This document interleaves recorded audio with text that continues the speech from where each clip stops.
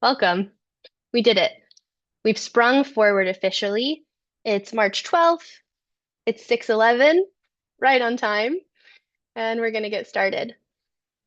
So this evening on the agenda, we'll hear from Simon Dunn about the West Marin Aquatics project.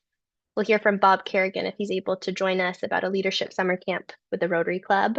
No, it's something else. But Megan will be giving us an update on the Rotary Club, and Joanna Hewitt will be with us for the connector shuttles. At Kate talking to me? Oh, it was actually Lions Club. Lions Club. You know, the Rotary Club is probably the summer camp. The Lions Club is with Megan. We're doing the best we can, and I'll update this in the recording. We're also going to hear from Megan and Peter about the Bolinas Infrastructure Initiative, and we'll have some discussion if we have time. Big love to our sponsors, Not Other Joel, KWMR, the West Marin Fund. Our next meeting is scheduled for April 9th at 6 p.m. And we hope you can join us. Okay, without further ado, let's get started. Simon, you're up. Okay. Hello, everybody. Let me make sure I can share my screen. Bring this thing over.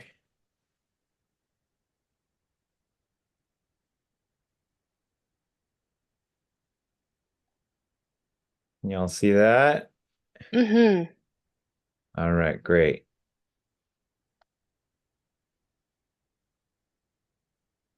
Can you still see it? Yes. Okay, great. Hey, Uh, Simon, it's Blair. I just logged on, just letting you know I'm here if you need anything. okay, thanks, Blair. Let's do full screen. Here we go. Okay, great.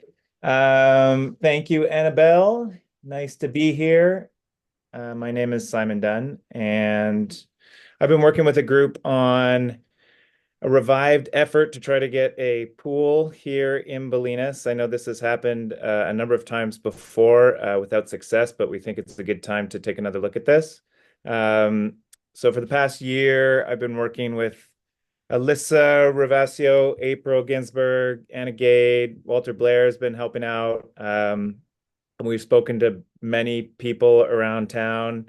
The whole Mesa Park Board's been involved, the school, the BPUD. We've reached out to Stinson Beach and the Village Association, and then lots of people with experience in this and experts within town.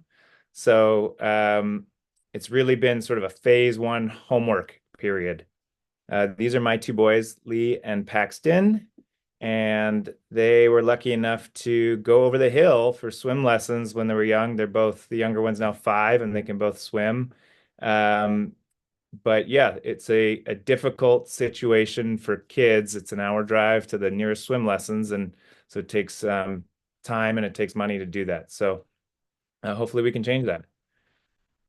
So like I said, this first phase has really been about homework. We've had a lot of conversations throughout the county with lots of different pools around Marin, with Redoni's office, with grants offices at the state of California, the finance department, Marin County, various architects, various consultants around public finance to help us try and figure this thing out. It's a bit of a beast, but we think we've learned a lot and hope we're going to have a big year with it. So we sent out about a year ago, we sent out a survey and we had about 300 responses from folks in town and from the other towns around West Marin. So I don't want to go too deep into this stuff because I think the need is well established. People know what it's all about. But we had 88 of our responses come from people who are over 60 or have children. And interestingly, 63% of seniors never or rarely use a pool, but 86 of our respondents said they would like to use one at least once a week. So it felt like for people who are over 60, there's a real gap in the kind of low impact activities that are available to them, and a pool could help serve that. And then with children, we had about 195 kids represented in the survey, and 91% of parents wanted swim lessons. And to me, this is really like a guiding principle for the pool, is that if we can make it work for the very young and the very old, then it can be a pool that works for everybody. And importantly, we have a population here. Half of our population is over 60, and that's compared to 25% in Marin County are over 60. So we have a much older population than the county of Marin as a whole.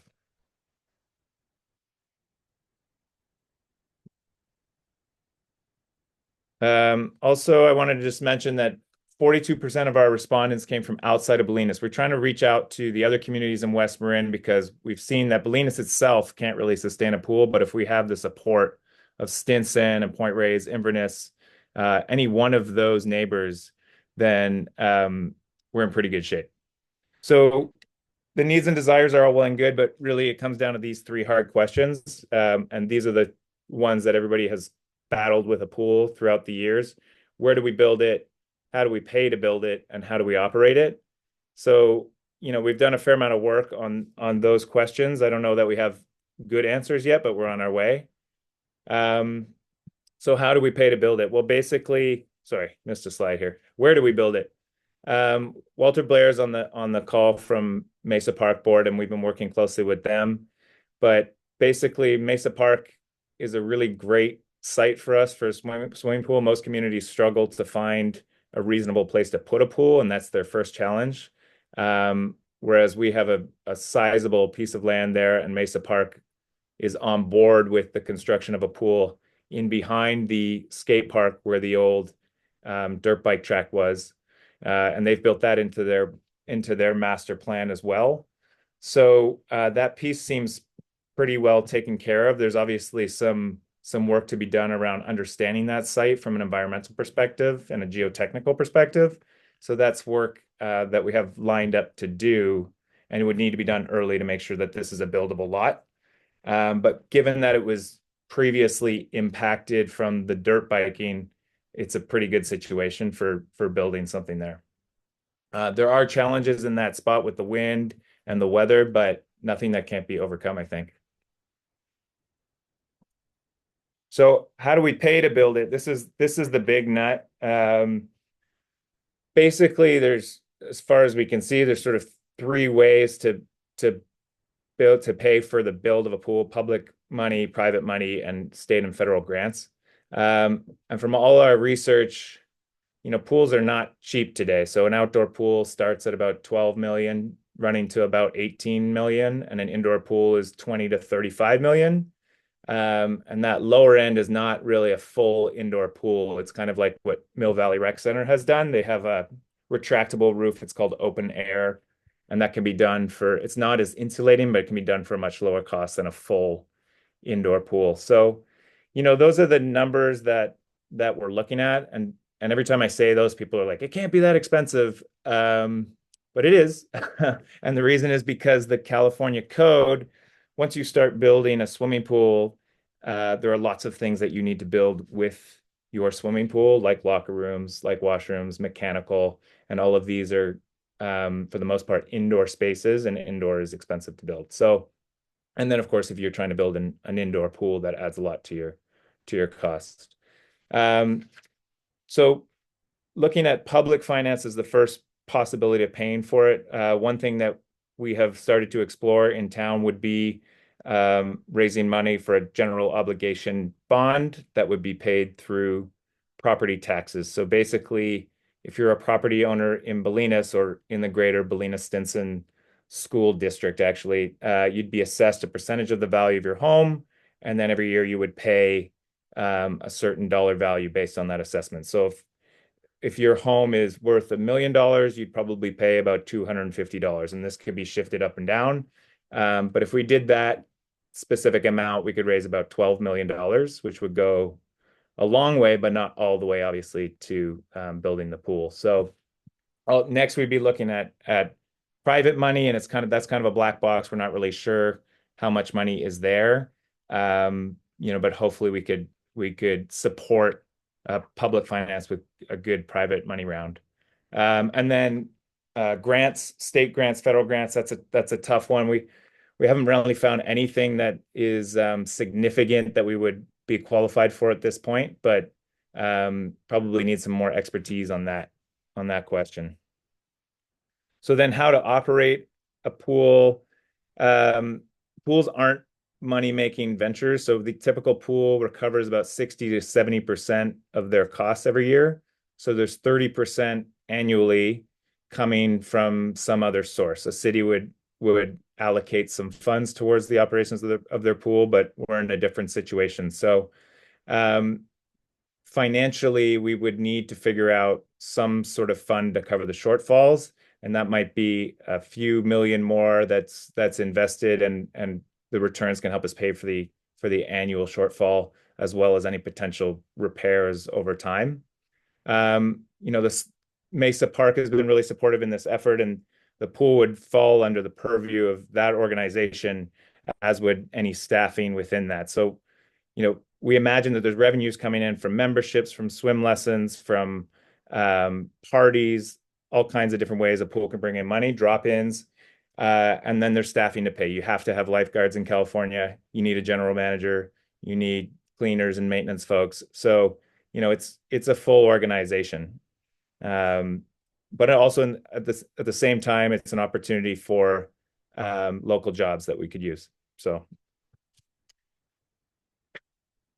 So basically, that's where we've come, and where we are now is entering this phase two. Phase two, I call it feasibility and design. It's really about understanding, one, if the site works, and if it works for the town. So looking at water use and environmental. So while we've had informal conversations with BPUD, we haven't yet really dove into the numbers around how much water does the pool use? Can we sustain that? How much can we bring from outside? So understanding that dynamic, we're still working on and need to get in front of the BPUD board about that. The environmental piece, we have lined up biological site assessment to see if it will sort of pass muster. We think that it will based on its previous use. So there's some money to put up for that. And then we're entering a design process. That would be the major step that will require a significant outlay of money, probably about $40,000 to $50,000. And that would include a participatory design process. So an architecture firm would come to town, invite everybody to participate in trying to understand the needs to a greater level of granularity. And then they would help us design a concept for a swimming pool based on, our expected funding level and what the town needs and wants. And then that could be something that we use, one, to shop around for a private money, two, to start a campaign around some sort of tax levy that would support a general obligation bond. And then also number three, it could help us towards permitting and county level submissions. So that seems to be where we are. I feel like we've done mostly what we can for free, and now we have to decide whether we're willing to put $50,000 to start down to take this to the next step. I don't know where that money comes from. The Mesa Park doesn't have that money. Possibly there's local grants, but I'm very much looking for suggestions on that. If anybody has any, or any other questions, comments, feel free to contact me. My email address is there. This is very much like an overview, but there's a lot of wonky stuff, and I can take you on a deep dive on any particular part of this if that's of interest to you. So thank you, everybody, and yeah, hope to have us swimming in the not too distant future. Thanks. Gosh, thanks, Simon. What a full and robust presentation. I hope to see it in the not too distant future also. We are going to have a last minute addition to the agenda. Kate is here from EAC. This is Kate Ulrich. She has a quick announcement for us about a Litter Bugs event coming up. Kate, you're up. Hi. Thanks for having me last minute. I very much appreciate it.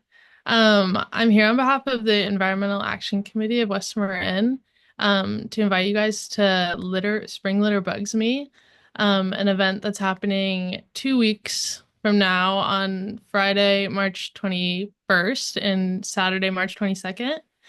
And with the event, we're addressing the fact that every year, as you guys know, trash accumulates on the roadsides, and then the roadside mowing occurs, in which they mow up all the grass that has grown. And with that, all the trash gets shredded to smaller pieces that eventually more easily becomes microplastics that make their way into the streams, rivers, and oceans. Um, and so by cleaning now, we're hoping to prevent the pollution before it occurs.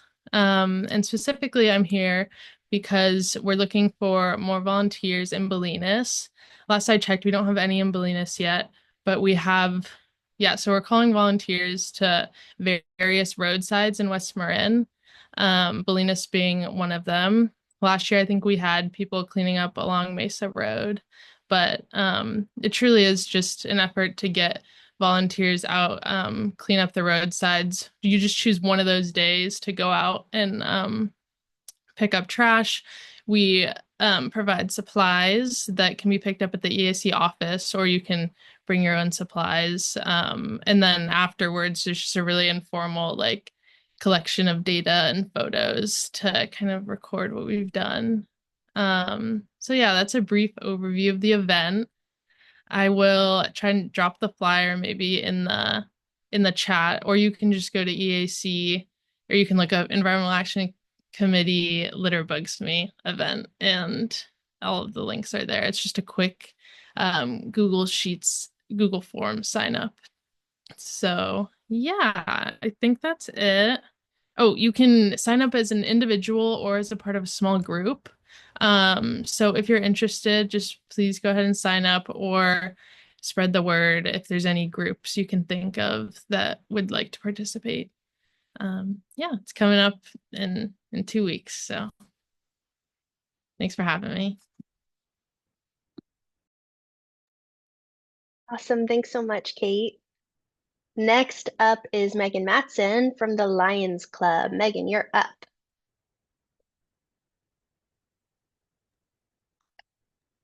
Thank you. Sorry about that. Just a really informal update from the Breonna Stinson Lions Club with Harriet Moss, Emily Lucchetti, Lisa Herbert sort of heading up our next meeting. We've had a couple great volunteer events, and listening to you, Kate, I think we could put out the word for maybe some participation in your cleanup. But Leo Kostelnik and Matt Lewis of the Lions led a volunteer beautiful build of the new long jump at the Bolinas Stinson School in time for practice for track and field day, which is coming up April 4th. So if you want to see the new gorgeous long jump, Don Murch worked on that. Bunch of great new kids and our kids and the Martinelli family. So it was a great school Lions partnership volunteer event, and they built this cool new sort of circular dodgeball pit that's worth checking out. They're both near the middle school building, and that's kind of sort of 1 or 2 day work parties that the Lions Club wants to continue to sponsor. We also had volunteers at Val Kostelnik's riparian revegetation planting with the seashore up on Platform Bridge Road. And then just a general announcement that we're getting organized for the 4th. The Lions Club puts on the 4th of July. So we'll be putting out the word for volunteers, either in setup ahead of time, day of, we do shifts, and then breakdown. And so start looking for those requests. And then Amanda Ross and Michael Burton will be heading up the Tug of War t-shirt project with Oliver Whipcroft designing. And if there are folks, that's the fundraiser. If anyone, individual or business, is up for sponsoring, they can text Amanda Ross with that. The sponsorships are $200 and they go on the t-shirt, and that's fundraiser. And we've been able to give modest supportive gifts to good groups like the Civic Group, the Bolinas Community Center, like that. And if I could I could put it in the chat, but Any willing sponsors can text Amanda at 415-858-4353. So thank you so much for the time, Annabelle, and thank you, Civic Group. Thank you, Megan. Next up, Bob Kerrigan got an announcement from another club on a leadership summer camp. Bob, are you here? Yeah, I'm here. Thank you. Great. From the Hi. Rotary, West Marin Rotary. Hi, everybody out there. And this is for all high school students, freshmen, sophomores, and juniors. We're sponsoring a leadership academy in the Santa Cruz Mountains. It's 5 days with meals, transportation. It's all paid for. It's about an $800 value. All they have to do is apply by April 1st. So again, as all the high school students here that are looking to go to a great leadership academy in the Santa Cruz Mountains, and the date is July 28th to August the 1st. And I will post the details on the bulletin board outside the community center tomorrow. So thank you. What an awesome opportunity. Thanks so much, Bob, for joining us. Appreciate having you here. Okay, next up, we have a presentation from Joanna Hewitt about the West Marin Connector Shuttle. Hi, thank you. Thanks for having me. I have just a couple slides to present, and I'm going to broaden it a little bit about a variety of services that Marin Transit provides in West Marin. But thank you, Annabelle. As Annabelle mentioned, my name is Joanna Hewitt. I'm a program and policy manager with Marin Transit. We provide local bus service across the county in Marin. So again, I have a couple slides to present, and I want to touch on kind of three key things: our stagecoach service, the West Marin Connector Shuttle, and then our satellite hours. But first, I'll introduce you a little bit to Marin Transit programs and services. And let me figure out why my slides aren't advancing. There we go. All right, so Marin Transit, as I mentioned, provides local bus service across Marin. We provide three kind of key areas of service. On the left-hand side of this slide, you see local bus service. Below that is our rural stagecoach service, which I'll touch on in a couple of slides. We operate demand response service, which is really in the form of local paratransit, which I'll touch on a little bit more on the next slide.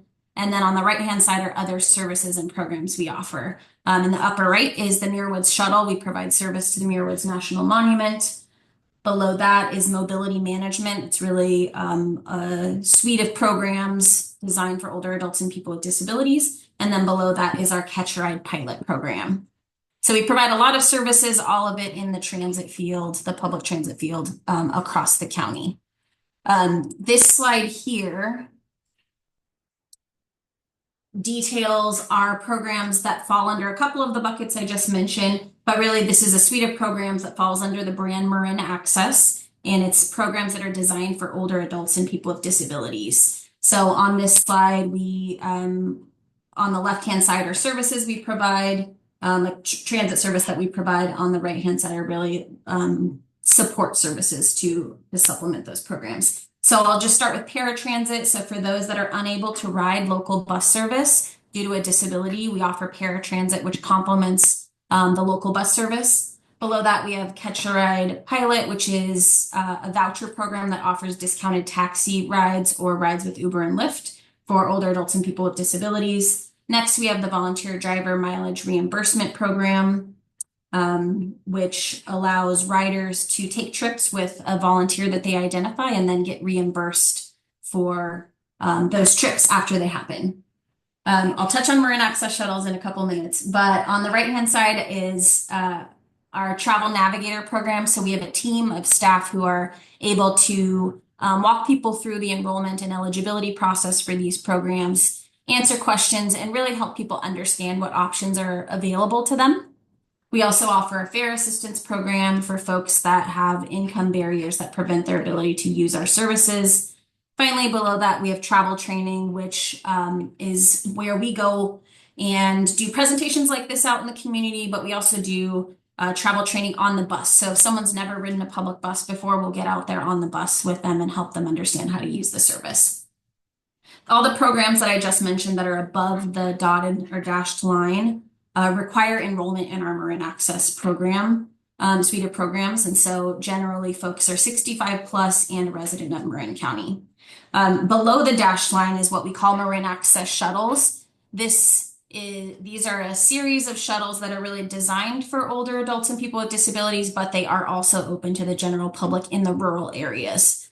So I'll talk more about the Marin Access shuttles in a minute.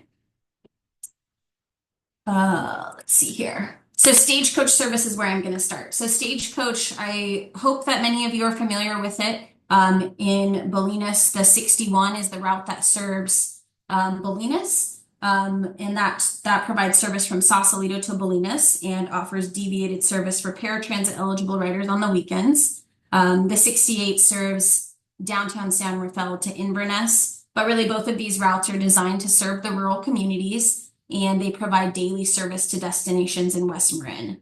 They are fixed route services, so they have defined stops and a defined schedule. And then all of the vehicles are wheelchair accessible and are equipped with bike racks. So these two routes have been operating for nearly a decade, I would say, and provide service to the rural communities. For those that do ride the Stagecoach right now, we are doing a survey of riders to help us understand what improvements to Stagecoach service might be desired. So if you ride the 61, I encourage you to take that survey. You can pick up the survey on board directly from a driver, or there's, so if you pick it up from the driver, you can complete the survey on board and give it back to the driver, or you can mail it in at no cost. There are also ads on the vehicles with a QR code and a web link that you can go and take the survey online.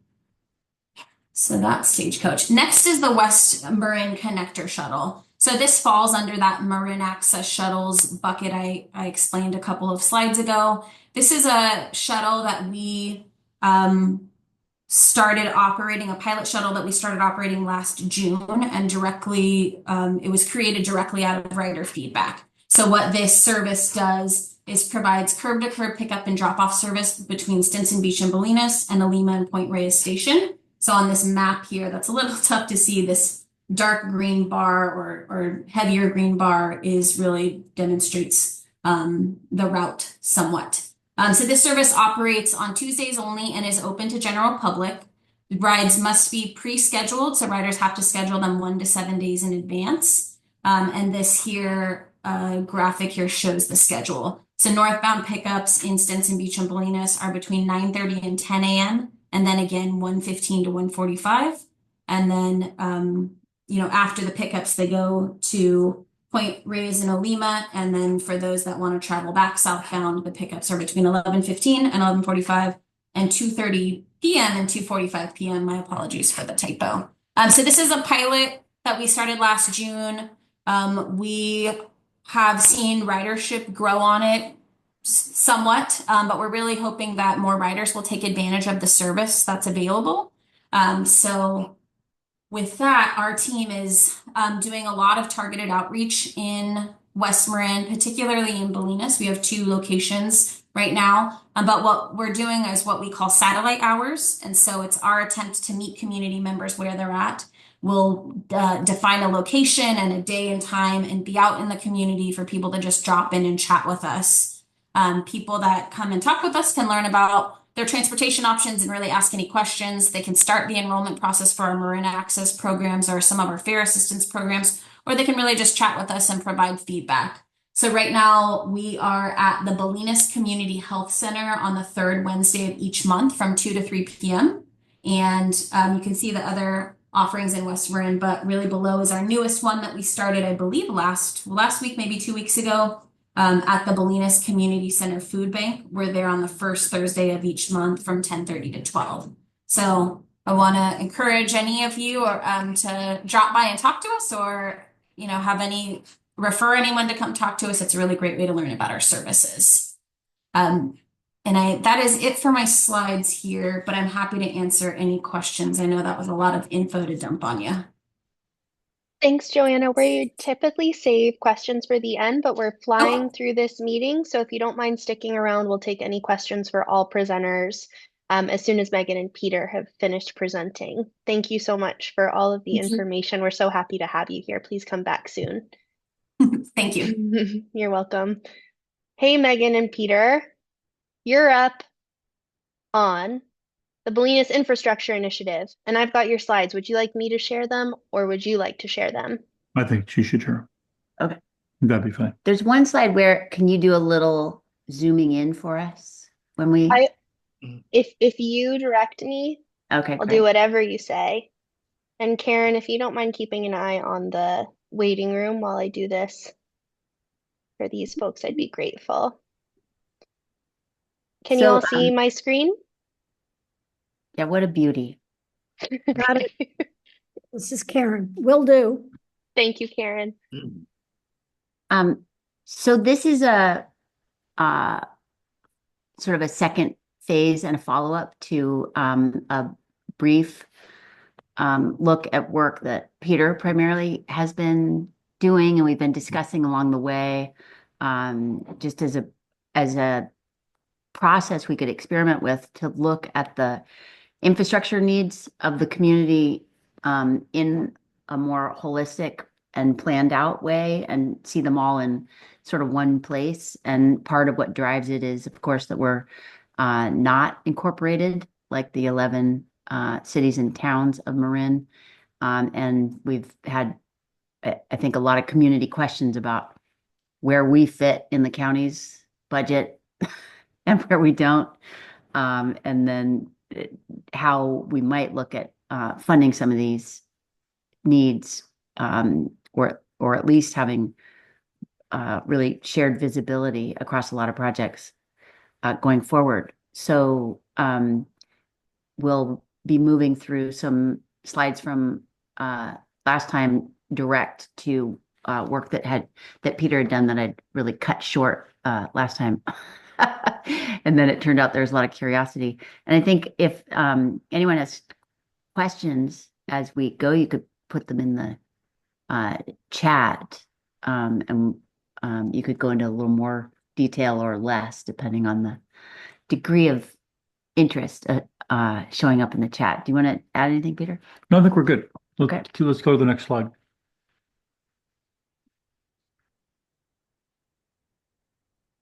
Okay, I think when we think about holistic budgeting for the community of Bolinas, this sort of hypothetical Bolinas budget, again, noting we're a town that has no government. The county's our government. We talked about this last time. So what happens is, in part, our budget's made up of activities that are in town like BPOD or Mesa Park, those sorts of things are in town and they have budgets. And that's important that we respect those and let those organizations do their good quality work in the community. But that doesn't define the whole of the community's needs, and it doesn't define our whole budget. Because at the same time, the county's doing some things for us that define the things you see on this page. Our quality of life, they fund our community in part. And then we have challenges that we need to deal with, such as sea level rise. And believe it or not, we think tourism and housing authority are both positive things and challenges. They kind of bring both things to our community, which I'll get into in a minute. But before we go to the next slide, I just want to say this. The county does not provide us with a budget. We don't know what they're spending on us, and we don't know when they're going to show up. They have to meet all kinds of requirements to support the communities in West Marin, not just Bolinas. But we don't know exactly when, where, why, and how they're doing it. And I think what we're trying to do is get to a point where we can say to the county, well, you don't necessarily have a disclosable budget for us. We have one for you, and we want to tell you what it is. So if you could go to the next slide. We've talked about a Bolinas Village proxy budget or Bolinas Town proxy budget, however you want to look at it. As an unincorporated village, we're calling it. We don't have our own government. We talked about that. The concept of the proxy budget is it affords us the opportunity to plan and manage our village or our town in a more thoughtful and complete way, and to better manage our relationship with Marin County government and beyond. So if you could go to the next slide. This is a proxy budget. And let me tell you how proxy budgets work. And Annabelle, back up one, please.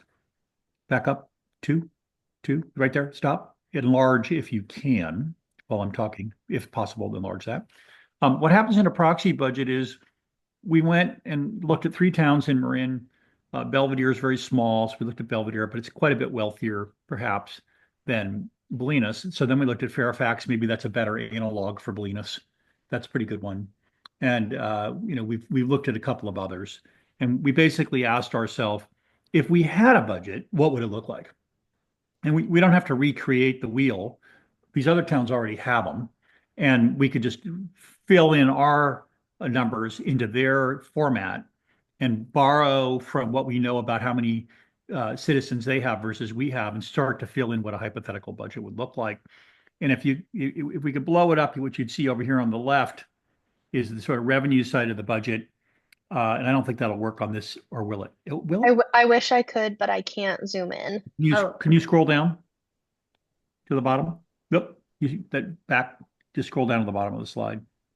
There. Okay. So, when you add it all up, when you add up all the sources of funds on the left, it looks like we're playing around with in Bolinas around $7.5 million. And that includes all these different things. The fire department has its own budget. BPUD has a budget. We added everything up that we could find, and we came up to about $7.5 million. By the way, property taxes, if you're curious, property taxes are about, they come to total about 4 million of that amount. The rest of it is made up of user fees and what you pay for your water bill and that kind of thing. Over on the right, we have the expenses, and we figured the expenses add up to about 6 million. So, we're probably. Can you talk about what the difference between the highlighted numbers and then the extrapolated Sure. Fairfax based What I per tried capita numbers? what I tried to do is pick on, in the things highlighted in yellow, I tried to pick on the things that were really important in the community that you can't live without, and they're the biggest numbers, the biggest items. And I tried to find real numbers for those things, not just extrapolate from Fairfax, because we really do know what BPUD's budget is. And we really do know some of these things for a fact. So those, where possible, I put real numbers in. And I think this proxy budget's probably 85-95% And accurate. and this might be obvious to everyone, but in looking through some of the other towns' budgets, you figured out a bit of a per capita comparison. Yep. Adjusted for our population and then plugged it in. Well, I'll give you an example. I was trying to figure out the sheriff budget, because police is a big part of Fairfax and Belvedere and other towns. So I've tried to figure out what the sheriff would spend here. So I calculated a couple of different ways. I based it on what Fairfax spends per person. And then I calculated it based on what the Marin Sheriff's Office spends per person in an unincorporated area of Marin. And the numbers are 2 to 3% apart.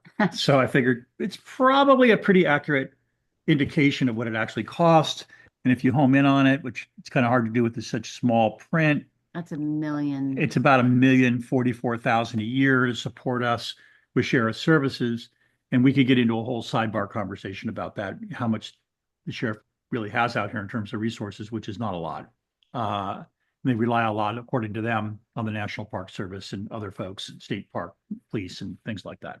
So I'll just conclude this slide by saying we have the beginnings of a proxy budget, and we really like to help the town perfect this.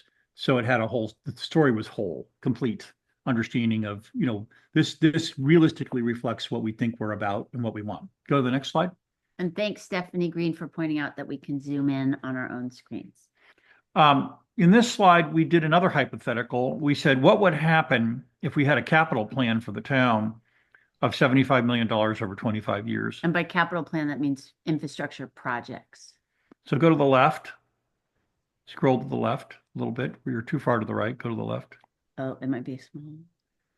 There we go. So we just made these numbers up. I want to say this 2 times so nobody gets confused. Hypothetical means imaginary, and the numbers are made up. So don't think this has any authority. It's just made up.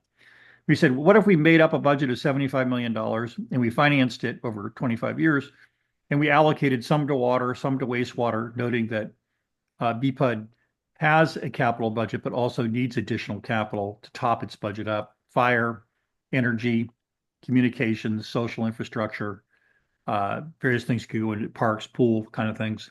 And then sea level rise, climate change budget. That would be what Megan's dad's been talking about in terms of potentially recentering the town up at Mesa Park. And we just threw numbers in there, hypothetical, completely random, and we came down to $75 million. And I'll just tell you what it would cost. You have to support $75 million today would cost about $3 million a year for 25 years, fixed rate bond. And that's about $2,900 per household or $246 a month. Now, before you go out of your mind, imagine that that's really the worst case. The truth is the real number is probably much better because if we did move a town center up to Mesa Park, people would move in and pay rent. So that would cover some of the cost. And then we, need to have a conversation in our community about tourist taxes, which I'll come to in a second, and then vacancy tax and philanthropic and so on. We're imagining typically in communities, you end up paying about half of that 3 million and the other half comes from these different sources. So if that were true, it would take the cost down to about $1,476 a year or $123 a month per household. And that would allow us to make a big leap forward in the community. So before I move on to the next slide, I just want you to picture having a town budget we think is reasonably accurate and having a capital plan that we think is reasonably resolved. Projects we think is reasonably resolved. And let me be clear, this capital plan isn't resolved at all.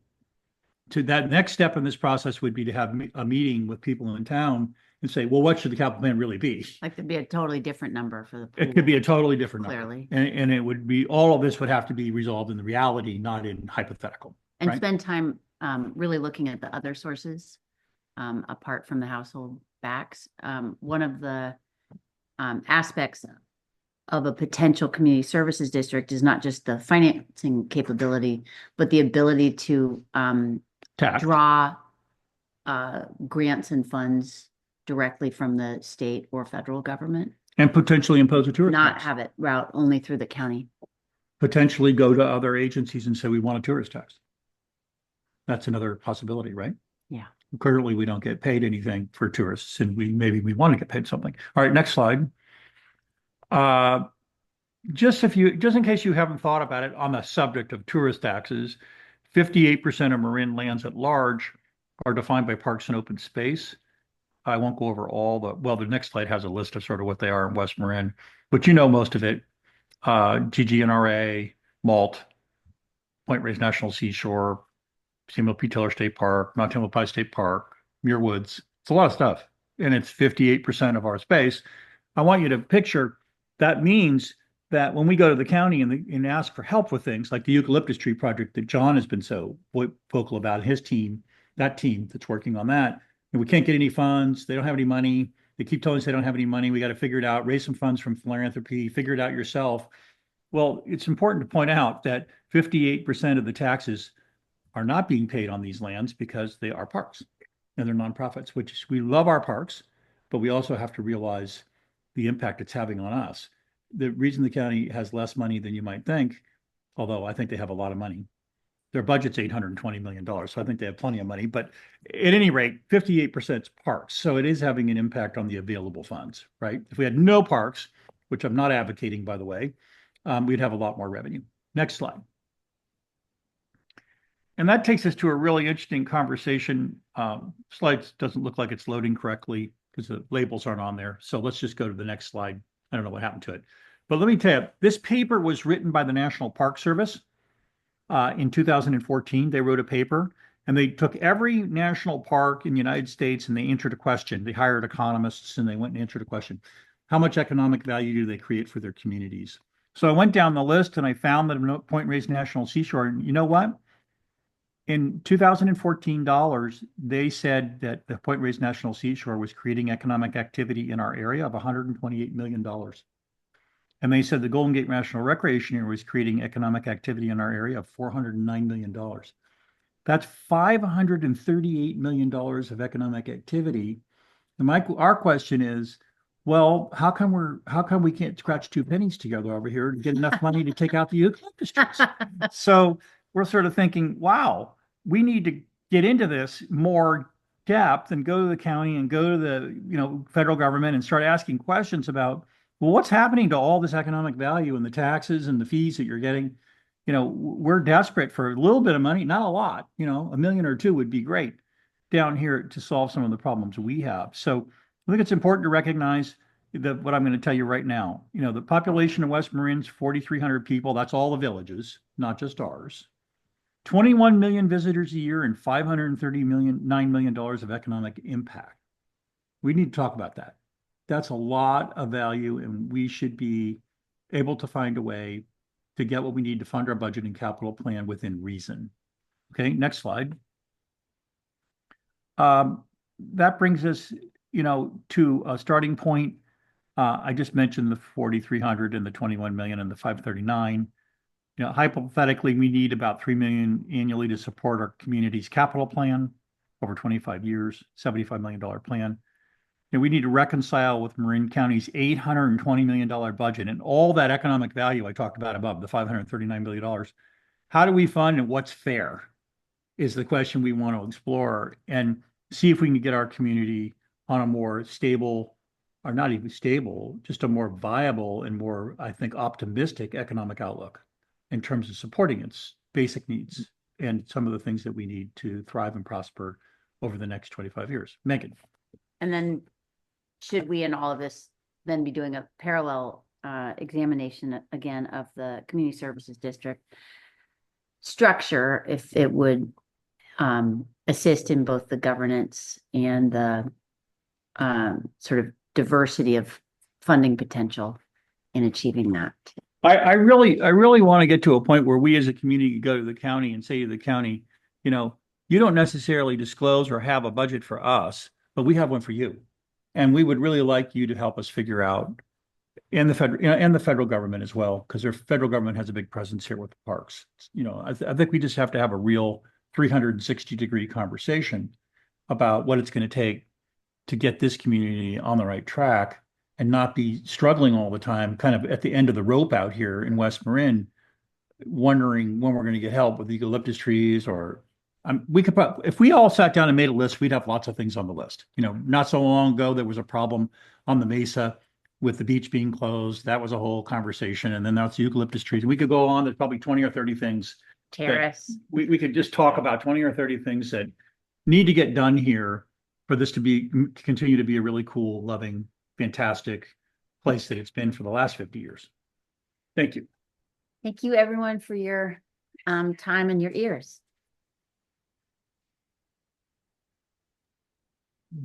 Thanks, Megan and Peter. Appreciate you. Okay, folks, we've done really well. Despite our technical failings at the beginning of this meeting, we've done it all in 40 minutes. So we have 30 minutes remaining for discussion, for questions. We may have lost Simon, but I think Blair is here, and if he's available to answer questions about the pool, we've got Megan and Peter. Joanna is here. I know I saw a hand about Marin Transit. Kate is still with us. You can use the raise hand feature. Anyone have anything to say?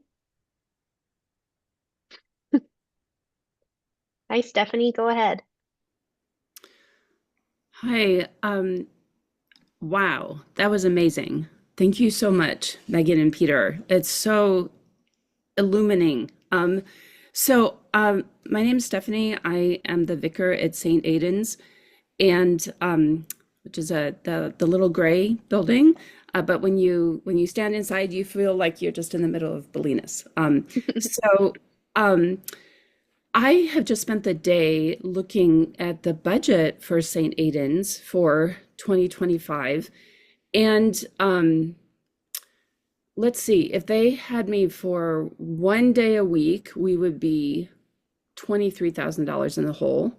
And 2 days a week would be $35,000 in the hole. And I'm saying this very openly because we feel like St. Aidan's holds this space for a lot of different groups, and we're trying to connect with different institutions and groups across the community. And we're also trying to make some sense with the Diocese of California, where they give us $6,000 a year, but they pay for 8 hours a week for somebody else in another mission and full-time with benefits for somebody else in another mission in the diocese. And I'm telling you this because I feel like I'm listening to you describe St. Aidan's, but sort of multiplied in a way.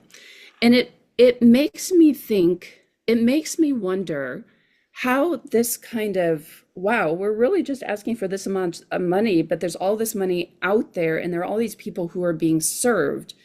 How, if that phenomenon is mirrored in the library, is it mirrored in the community center? Is it, I don't know, the Rod and Boat Club, I don't know. Is it mirrored in other community gathering spaces? And do you know what I'm trying to say? Like, you're talking about, right, the community Bolinas with respect to West Marin or Marin County, but I'm also wondering if separate institutions or groups within Bolinas are experiencing the same kind of phenomenon, but scaled back. And Yeah, if there's a way that we need to be talking to each other and supporting each other and making the argument across our entities. Yeah, we definitely talked about putting, to be boring, putting a big binder together that had all the NGOs, I'll call them, but the churches, the community center, the library. So kind of all the elements of the town, both tiny and larger, and of various, institutional structures, but with needs of the community that they are currently meeting and trying to plan for, so that we could look at all of us together on more of a planned, sustainable basis over the next years, because I think there's sort of there are quite a few groups that are looking at being in the hole, as you said. And if we could at least all look at it together in a really transparent, modeled out way, it seems like a good starting point. I would add to that, a real curiosity, I think, on many people's part. I certainly feel it, to wanting to do a little bit of input and output analysis or sources and uses of funds analysis and answer a question fairly granular. Which parts of this story should the county be funding? Which it may not be. And I suspect we're going to find out, well, wait a minute. We actually have a right to call on funds for this. You don't, you don't show us your budget. We really don't know what you're doing. Right. But why are we raising philanthropic funds to do a eucalyptus project? This makes no sense to me.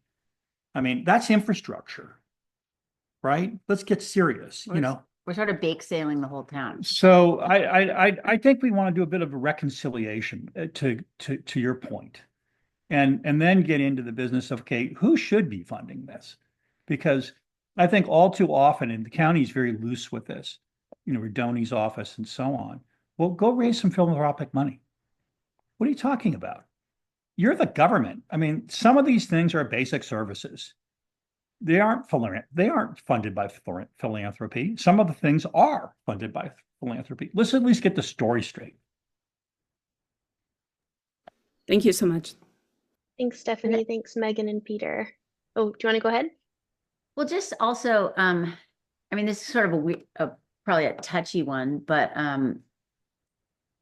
if we did this sort of collective research, the same binder would act almost as a donor advisory to the famed I Know a Billionaire strategy in Bolinas, meaning we often do speak of the philanthropic base in Bolinas, and if they had a way to look at the needs of the town and who was serving which aspects, and that there was some collective thinking going on. So it wouldn't be just whoever was loudest or threw the best party that, directed that funding. It could, I think, be useful on that front as well.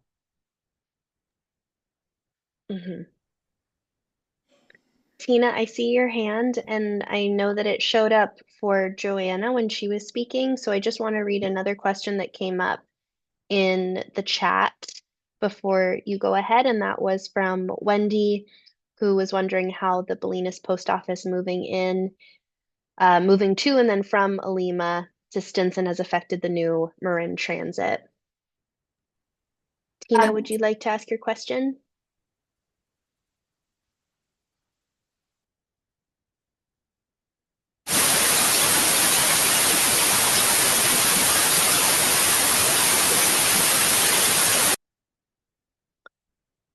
Tina, we're having a hard time hearing you, so I went ahead and muted. Oh, it sounds like we're at the beach. Do you want to put it in the chat, Tina, and we can read it out loud? Put it in the chat if you can, and then Joanna, if you'd like to answer that question that did show up, go ahead. Yeah, I'm happy to. So when we designed and started operating the new West Marin Connector Shuttle, one of the big goals was to serve the post office. So the changes in it, have kind of changed haven't necessarily changed our thinking, I guess I would say. We know that we have riders that are using it to get to the post office, but there are riders who are using it for other purposes. In particular, I know of some riders at Point Reyes that are using it to do recreational stuff or just kind of social outings to get down to Bolinas. So it hasn't really changed our thinking, but we are monitoring it as we monitor all of our services to kind of see what happens with it. But thank you for the question. Thanks, Joanna. Blair, go ahead. Walter, Blair, Tom. Thanks, Annabelle. Thank you all. Awesome presentations all around. I'm happy here to field any questions for Mesa Park or for the swimming pool project that Simon is leading. Also, just an addendum to Megan and Peter too. The I know a billionaire approach is a tough one. It occasionally can help, but I don't think it serves the community in perpetuity. Those can come in as lump sum things, but if a billionaire does decide to move, usually the funds tend to disappear with them. Mesa Park is struggling with its own funding resources, as most of the organizations out here do. And I think it is in this moment in time requiring a creative approach to figure out how we can fund organizations, programs, the town in perpetuity, that doesn't just rely on one sole donor. But yeah, I'm here and happy to help with any questions. Thanks, Blair. We're swimming in time before we're swimming in a pool. So if if you've got questions, if you have comments, floor is open. Okay, Joanna, here is the question from Tina. Route 61 was listed as providing route deviations on weekends, which equals my understanding was always exact opposite. Could not happen on weekends. That looks like a typo from me, and I apologize for that. That is correct. I mixed up those. I mixed up my words there. So, Tina, my apologies. Route 61 can provide deviations for paratransit eligible riders, but not on the weekends. And I will fix my slides for the future. John Borg is with us. Hey, John. Would like to give a very brief and vague post office update. Yeah, you can do it. Only if it's vague. Brief, we got some time. Go ahead. I'm going to ask you to unmute. I can't hear you yet. Let me try this. There Can you you hear are. me now? Can you hear Yeah. me? Okay, cool. Thanks. Once again, I can't like say a lot, but basically, there's been some some very good progress has happened since the last thing, but there's not much more that I could say. But some, we've got through some major hurdles, and we're kind of waiting for the USPS to finish things up, but we're not quite there yet. But we've gotten through a lot, so hopefully something will happen. But of course, everything's like thrown off by Trump taking over the Postal Service and who knows what. Supposedly, we've been told that that won't really, it wouldn't happen right away. It wouldn't necessarily affect our thing, but everything's so crazy now, who knows?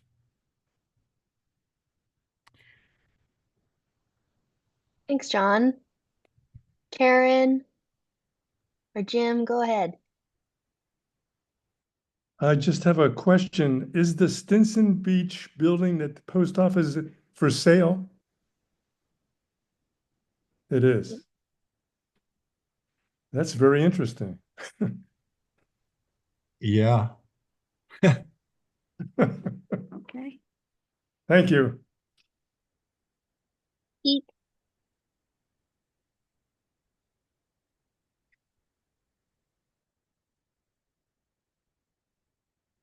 I'm extremely comfortable with silence, so we can sit here all night long.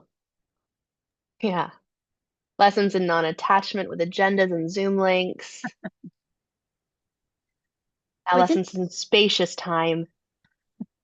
well, I could use a little bit of spacious time just saying, there are, conversations happening not in isolation, but with pretty loose overlap, around, I think the BPUD's planning for its own, quarters with that, building under condemnation, the beautiful pool plan project and master plan at Mesa Park that we're looking at tonight. And then the sea level rise study for a tranched, over the decades, anticipation of a need for an ability to move to higher ground. And it seems like a lot of those, it would be great to have come together in a room for a few hours, just for really open, creative discussion, and then maybe some follow-on funding and legal analysis. And it seems like a natural for making no assumptions, but for the civic group to host, kind of like you did so valuably on the Waterhouse project. So we were able to bring the conversation to ground and resolve some open questions. Mhm. Good idea. I like it. And post office. I mean, at the time had that Yeah. plan up there, but it'd just be great to have, obviously, the community plan for Bolinas is 50 years old. And I think we've got a lot of needs in play right now, and it would be nice to see them land with some coherence, even if they're 20 years out or 10 years out in the next iteration of some planning, just so we put stuff in the right place. For sure. I've participated in some community planning stuff like that, which was in a neighborhood in San Francisco that I was in. But we got everybody together and we there was an overview, and then we broke into small groups and covered specific topics with a whiteboard, and then each of the groups like reported, and like that kind of thing. I think it's good because it engages people, and if we promoted it and got people to show up, I think it would be really good to try to, get, like you said, get it all kind of together. Yeah. And I do agree. I mean, I think the Bolinas community plan is incredible, but it's obviously dated and, it needs to be rethought, but who does it, kind of a thing. Mhm. And really who does it is the community. Getting people to do it collectively is the best way to do it. Yeah, I think this time around it could have that kind of conceptual work on the financing and governance front, underpinning the actual planning and project location This piece of sounds it. great for But further I think conversation, and I'm never it never ceases to amaze me how long it can take to put something like this together. So in the next year, this would be a great day long or even, afternoon into the evening situation. Maybe when the days are really long and everyone's out of town. Just kidding. But Yeah. we can put something together like this idea. And Peter, did I cut you off? Were you wanting to say well, something? I just wanted to reinforce what Megan's saying because, as I see it, the town has on more than one occasion kind of gotten its belly up to the table on important things. We don't have the institutional framework to execute on them. And that's where this conversation about the community services district idea is sort of floating in the air. Somebody might say, I've heard this said as I've been here for the last few years, well, BPUD could do it. Well, no, BPUD's a water agency. They can't do that, right? And there are various versions of that float around, and a lot of things just die on the vine, or they fade out, or people lose energy because there's no execution framework or execution capacity. So I think it's a question we need to confront in the next planning cycle, the next plan the community hatches for itself, noting the comment that was just made about the existing 50-year plan. It's fantastic, but it's 50 years old. So let's have it. Let's have the conversation.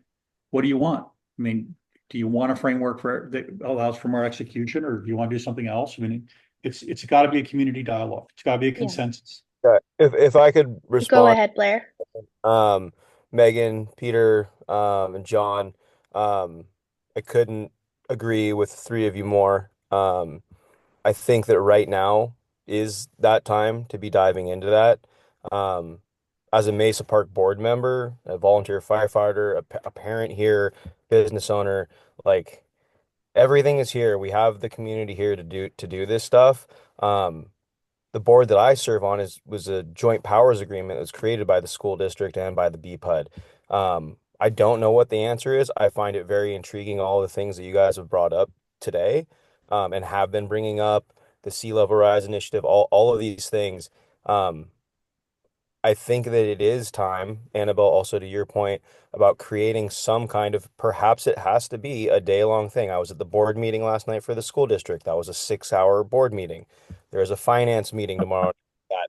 I will be at that meeting tomorrow night. If we can put on a full day thing where we can have, multiple members from each agency in Bolinas together to help start brainstorming on this type of stuff, that is not an avenue that is not to be explored. To me, it is time. It is time to revisit what the joint powers agreement is for the Mesa Park, how we are interacting with the BPUD, how we're interacting with the school district, how we interact with anyone else in this community. We need to figure out how to galvanize and come together, have empathy for one another in all of our situations, and move forward together to create a better future, not for ourselves, for our children and their children. I'm I was very distraught in the state of what my board and many other boards were at a while ago. The state of the world is tough right now, but I'm not going to give up. And it gives me faith to see the people out here doing this work. So you let me know when the date is. A representative will be there. Thank you so much, Blair. And I think we should definitely, we can either stay on after this meeting or schedule another date for planning. I do want to be sure that we get to all the other raised hands. So I see Stephanie and Karen, but Howard also has his hand up and he hasn't had a chance to speak yet. So let's let Howard go and then we'll go back for second rounds for folks. Howard, you can unmute. I'm going to send you a little prompt that might help. He also might be frozen, in which case we'll wait for him to come back out of cryotherapy. Okay, let's go Stephanie, Karen, and then Howard if he returns. Yeah, I'm I'm wondering, Peter, if you could say something about the tourist tax, just to explain that a little bit. Um, Recently at St. Aidan's, we're doing this program called Vital and Thriving, where we do kind of a community study. And when we interviewed about 21 people, the presence of surfers came up, and that it sort of their presence kind of gets in the way of some people parking, but there's more to that. And I'm a newbie here in Bolinas, and so I'm sure there have been many, many discussions. But I'm just wondering where the surfing community is in the sense of coming together or impact, being welcoming and making space, but also being fair as well. Are there talks about sort of people having an opportunity to put things into the local economy and contribute something that is out of gratitude for a sense of value of being in Bolinas? And anyway, I'm just, where are you all with all of that? Well, let me say I find this topic to be really, really interesting. I'm really interested in this topic, and it's complex. And unfortunately, it's a very complex topic, but it's one I think we should get into. I'd like to get into it with others. I would like to get into it. And let me explain what I mean. I'm going to use a term I wouldn't normally use on this call, but I'm going to use it anyway. So I think it's a multilateral problem, multilateral challenge. What does that mean? Well, it means you're cutting across many different branches of government, state, local, federal branches of government, to come to understand how we manage the 21 million people who visit here a year. How is that managed? Where do they go to the bathroom? What are the transient accommodations like? Are they staying in Airbnbs or hotels? Do they come for the day? There's so many questions about this that we really need to better understand, because when you think about the economic value it's creating, so the federal government says just point raised in GGNRA is over $500 million a year. Wow. Okay. Where is all that money? It's sales. Where is all that money going? Is it gasoline? Is it hotels? Is it food? What exactly is all that? Because if I said to you right now, we just started here, let's charge each of the 21, 24, 26 million, whatever it is, people a year who are coming here, $1, and we split it pro rata according to population density to each of the villages in the West Marin, we would be way ahead of where we are right now. I mean, it would be shocking how far ahead we. Well, there's 100 laws and reasons that's not possible. They'll tell you, right? Not possible. Can't do it for this reason. Can't do it for that reason. So I think it's just a big knot we need to untie and have an honest conversation about how that might happen. There's transient occupancy taxes, there's sales taxes, there's so many parts that I think we need to get into. That would be my answer. It's beyond the scope of this call to do it, but I would really like to see us get into it, because I think it's going to be an important part of the solution. Our communities, 4,200 people, Bolinas is about 1,400, 4,200 people in West Marin cannot support 21 million visitors a year without help. It can't be done. There aren't enough bathrooms. The most used facility, they say, in West Marin is the public bathroom in Point Reyes Station. I mean, come on. That's just that fact, if it's true, and I'm not sure that it is, but let's suppose it's true. Feels like it. I mean, it just makes we can't go on like this.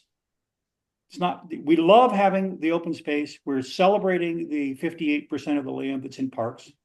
It's fantastic, but let's get real about what it's going to take to run the show, including the surfers, who I think are fantastic. They're welcome, but what's it going to take to run the show? I ride my bike to and from work, and the surfers drive very fast, really fast by me on the road. Scares the shit out of me. How do we manage all this, right? Thanks, Peter. Karen, go ahead.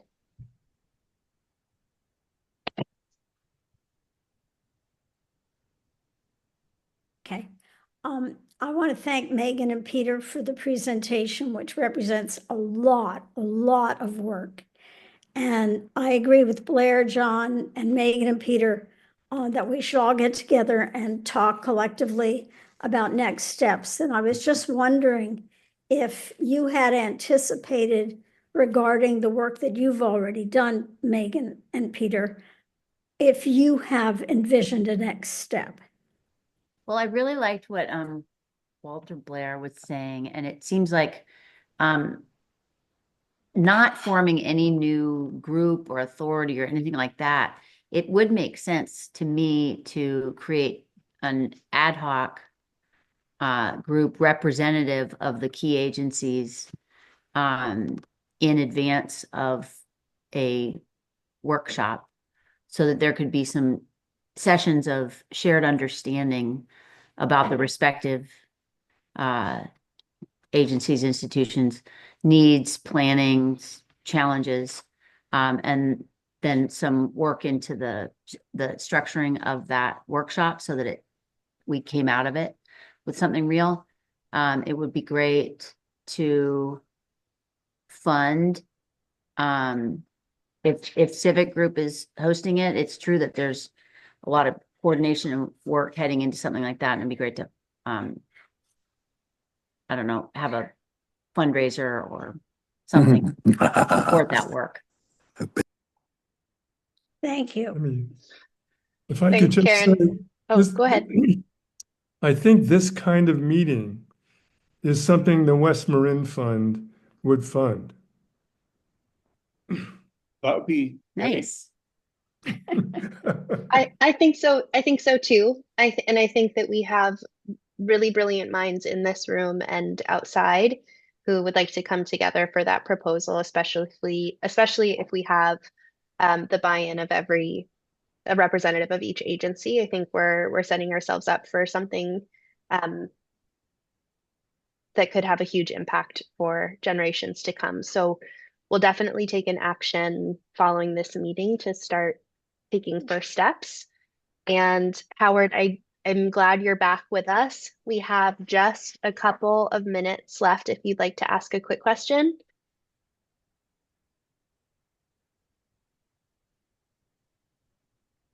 We can't hear you just yet, but I Okay. did send, there you are. Okay. Thank you. You're I welcome. just wanted to remind people about the failed effort some years ago that Gold, who sadly died before he got really going on it, tried to do about the generation of local energy through solar power and wind power. And he was working on things, and he got a certain distance, and then unfortunately died, and his efforts just kind of fell into disarray. But that's a whole area that we live on a peninsula next to the ocean. We get pretty good sunlight. We get pretty good wind year round. That is an area that we could also be exploring to get off the grid and to create our own energy source here, and I'd like to include that in any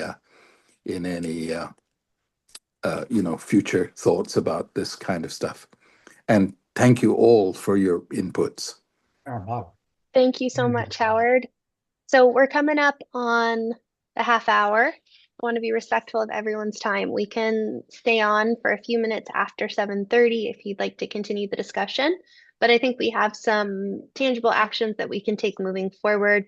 I'm so grateful for all of your time. We meet on the second Wednesday of every month at 6 p.m. We'll be on Zoom for the time being. The recordings are always available, and these meetings, as of now, are made by me. So if you have volunteer support that you'd like to add for, which could be, I'm going to say this, 2 minutes to check a Zoom link on a test email so that we can be sure folks can get I'm in. in. Thanks, Megan. I really, really appreciate it. So, Annabelle, I had a closing request of you personally. Sure, go ahead.